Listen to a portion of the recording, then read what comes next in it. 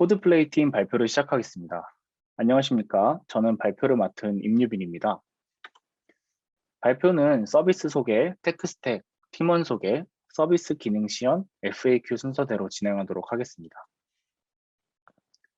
혼자 운동하다 보면 누군가와 함께하면 좋겠다는 생각 해보신 적 있으신가요? 혼자 운동하기 지친 당신, 원하는 날짜에 원하는 곳에서 함께 운동할 친구를 구할 수 있다면 얼마나 좋을까요? 쉘비 헬스에서는 날짜와 헬스장을 선택해 운동 메이트를 찾고 매칭된 메이트와 실시간 채팅으로 소통할 수 있습니다. 다음으로 사용 스택을 설명드리겠습니다. 프론트엔드에서는 리액트와 리덕스를 사용했고 네이버와 카카오 OS로 소셜 로그인을 구현했으며 카카오맵 API를 사용해 유저가 헬스장을 검색할 수 있도록 했습니다. 백엔드에서는 익스프레스, 노드.js, 시컬라이즈, MySQL을 사용해 서버와 데이터베이스를 생성했고 PM2로 프로세스를 관리했습니다. 회원가입과 비밀번호 변경 시 노드메일러를 사용해 인증 메일을 발송했고 로그인 성공 시 JWT를 사용해 액세스 토큰을 생성했습니다. 프론트엔드와 백엔드에서는 공통으로 소켓 IO를 사용해 실시간 채팅을 구현했습니다. 배포에서는 AWS의 EC2, S3, RDS, 코드 디플로이, 코드 파이프라인을 사용해 배포를 자동화시켰고 로드 밸런서, 라우트 53, 클라우드 프론트, AWS 인증서를 사용해 HTTPS로 연결했습니다. 쉘리헬스를 함께 만든 팀원을 소개하겠습니다. 안강희 팀장님은 풀스택 포지션으로 클라이언트 초기 세팅과 더불어 내비게이션 바, 매칭 게시판과 관리자 페이지, 마이 페이지의 클라이언트를 맡아 구현해 주셨고 홈페이지 전반에 라이트와 다크 모드를 적용해 주셨습니다. 그리고 네이버 소셜 로그인 서버 부분을 맡아주셨습니다. 저는 프론트엔드 포지션으로 홈화면과 메이트 모집 페이지, 그리고 게시물의 상세 페이지 클라이언트 부분을 구현했습니다. 또한 카카오맵 API를 사용해 지도 기능을 구현했습니다. 소연님은 백엔드 포지션으로 서버 초기 세팅과 더불어 API를 작성해 주셨고 클라이언트와 서버의 페이지네이션과 필터링 기능, 유사 검색 기능, 실시간 채팅 서버 부분을 맡아서 구현해 주셨습니다. 또한 배포 자동화와 HTTPS 배포도 맡아서 담당해 주셨습니다. 선영님은 프론트엔드 포지션으로 이메일 인증으로 회원과 비밀번호 찾기에 클라이언트와 서버를 구현해 주셨고 소셜 로그인과 실시간 채팅에 클라이언트를 맡아주셨습니다. 다음으로 저희 프로젝트의 기능을 설명드리겠습니다. 먼저 홈화면입니다. 메인 사진과 함께 저희 로고가 있고 서비스의 성격을 알 수 있는 문구가 위치하고 있습니다. 그 후 저희 서비스에서 확인할 수 있는 페이지에 대하여 간단한 문구와 캡처 화면으로 설명하고 있습니다. 크게 메이트 모집 게시판에 대한 설명과 게시물에 대한 설명, 메이트 모집에 대한 설명과 채팅하기에 대한 설명으로 구성되어 있습니다. 하단에는 신청 게시판 페이지, 게시물 작성 페이지, 그리고 회원가입 페이지로 이동할 수 있는 버튼이 있습니다. 다음으로 회원가입과 비밀번호 찾기 페이지입니다. 회원가입 필수 정보들을 각 유효성 검사 양식에 맞추어 가입을 진행하면 작성하였던 이메일로 생성된 토큰을 담은 인증 메일이 발송됩니다. 메일에 있는 홈페이지로 연결된 링크 버튼을 클릭하면 토큰의 해독 결과에 따라 가입 완료 페이지가 렌더링 됩니다. 비밀번호 찾기 또한 회원가입과 같은 토큰 인증 방식으로 진행됩니다.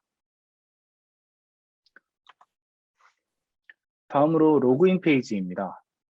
가입이 완료된 뒤 로그인을 진행합니다. 유저의 편의를 위해 카카오 소셜 로그인과 네이버 로그인도 구현하였습니다.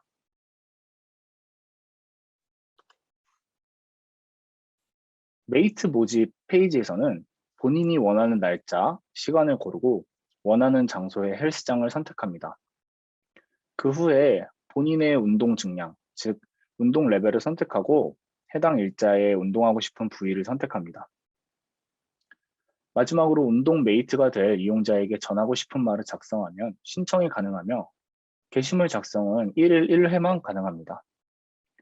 혹시 해당 일자에 이미 게시물을 올렸거나 다른 이용자의 게시물에 신청을 한 경우에는 게시물 작성이 제한됩니다. 신청이 성공적으로 이루어지면 해당 게시물의 상세 페이지로 이동하며 모집 중이라는 상태를 확인할 수 있습니다. 다음으로 메이트 모집 게시판 페이지에 대해서 설명드리겠습니다. 메이트 모집 게시판에서는 메이트 모집 리스트를 확인할 수 있고 날짜, 지역, 신청가능 여부로 필터링이 가능하고 헬스장 명으로도 유사 검색이 가능합니다. 각 매칭 정보에는 지역, 헬스장명, 3대 운동 중량, 운동 부위를 확인할 수 있고 클릭 시 해당 게시물로 이동하며 페이지 네이션이 구현되어 있어 다음 리스트 페이지로 이동이 가능합니다. 게시물 상세 페이지입니다. 게시물을 작성할 때 선택한 헬스장의 위치가 최상단 지도에 표시됩니다. 그 아래로는 운동할 부위, 운동 중량, 모집자가 신청자에게 전달하는 메시지가 표시됩니다. 우측에는 모집자의 닉네임과 운동 일시, 주소가 표기되어 있고 현재 게시물의 상태를 확인할 수 있습니다. 신청 가능한 상태에는 신청하기, 신청이 완료된 상태에서는 마감, 본인의 게시물일 경우에는 모집 중 또는 매칭 취소, 본인이 신청한 경우에는 매칭 취소의 경우로 상태가 나타납니다. 다음으로 채팅입니다. 게시글의 매칭 상태, 매칭 대상, 마감 시간에 따라 채팅창의 오픈, 클로즈 여부가 확인됩니다. 모든 조건을 만족하면 채팅창이 열리고 모집자와 참여자가 실시간으로 채팅할 수 있습니다. 2주 전에 나누었던 대화가 당일 날짜 이전일 경우에는 월, 일, 시간으로 표기되고 당일에 나눈 대화는 시간으로만 표기됩니다. 예약된 시간에서 2시간이 경과되면 채팅방은 닫히게 됩니다. 다음으로 마이페이지입니다. 마이페이지의 활동 로그에서는 내가 모집하거나 신청한 매칭들을 확인할 수 있고 메이트를 추천하거나 신고할 수 있습니다. 내 정보 수정 페이지에서는 닉네임과 비밀번호를 변경할 수 있고 회원 탈퇴가 가능합니다. 다음으로 관리자 페이지입니다. 관리자 페이지에서는 매칭 리스트, 유저 리스트, 신고 내역 조회가 가능하고 매칭 관리, 유저 관리 페이지에서는 닉네임, 이메일로 검색이 가능하며 데이터를 삭제할 수 있습니다.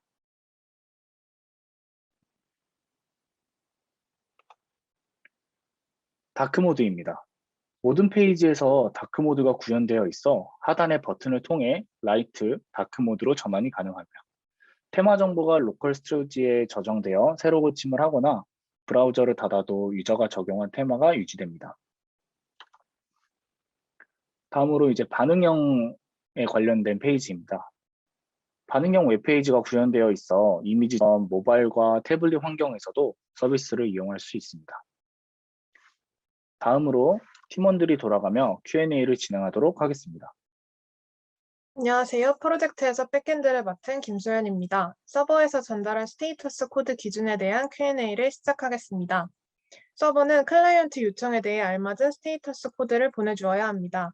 성공 코드의 경우 205K는 get 요청 성공 시 바디의 데이터를 보내야 할 때 사용했습니다. 201 created는 포스트 요청 성공 시 사용했고 204 no content는 200과 유사하지만 바디의 데이터를 보내지 않아도 되는 경우 사용했습니다. 에러 코드의 경우 400 배드 리퀘스트는 클라이언트에서 필수로 전달해 주어야 할 파라미터가 부족한 경우 사용했습니다. 예를 들어 액세스 토큰이 없거나 바디, 쿼리, 패스 데이터가 없을 때 사용했습니다. 401 unauthorized는 유효하지 않은 액세스 토큰을 사용한 경우, 403 forbidd는 유효한 액세스 토큰이지만 권한이 없는 경우에 사용했습니다. 마지막으로 404 not found는 존재해야 할 리소스가 존재하지 않는 경우 발생한 에러 코드로 사용했습니다. 이상으로 스테이터스 코드에 대한 Q&A를 마치겠습니다.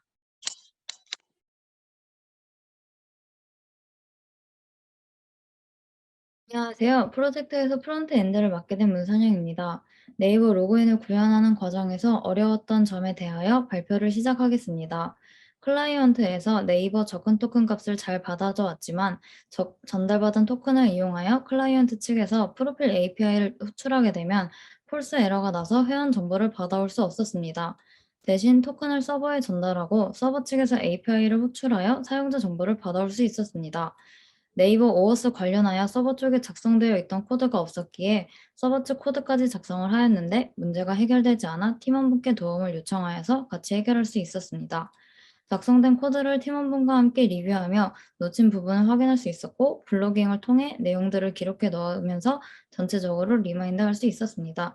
이상으로 발표를 마치겠습니다. 안녕하세요. 풀스택을 맡은 안광입니다. 다크모드 구현에 왜 로컬 스토리지를 사용했는지 답변 드리겠습니다. 사용자가 설정한 테마 정보는 페이지가 새로 고침되거나 브라우저가 종료되어도 그대로 남아있어야 하고 또 보안이 중요하지 않은 정보이기 때문에 로컬 스토리지가 적합하다고 생각했습니다. 또한 HTML의 기능이어서 추가적인 모듈 설치 없이 접근할 수 있기 때문에 클라이언트에서 다크모드를 구현하기에 쿠키보다 더 사용하기 편리하였습니다. 이상으로 답변 마치겠습니다.